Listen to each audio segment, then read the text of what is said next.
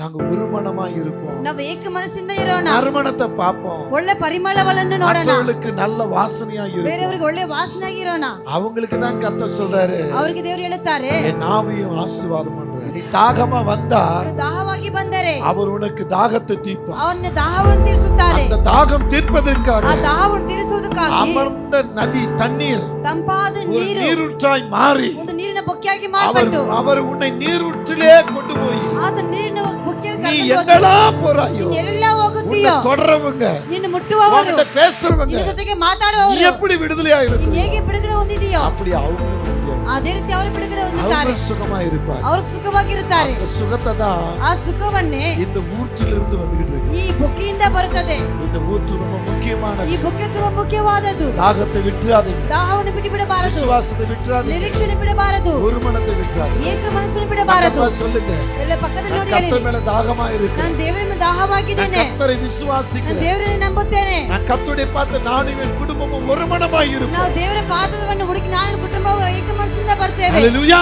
Hallelujah. நான் போய் எங்க நிக்கிறேனோ ನಾವು ಹೋಗಿ ಎಲ್ಲಿ ನಿಲ್ಲುತ್ತೇನೋ நிமித்த பலர் ஆசீர்வாதம் ನನ್ನ ಮುಖಾಂತರ ಹಲವಂತರು ಆಶೀರ್ವಾದವನ್ನು ಪಡೆಯುತ್ತಾರೆ. நம்ம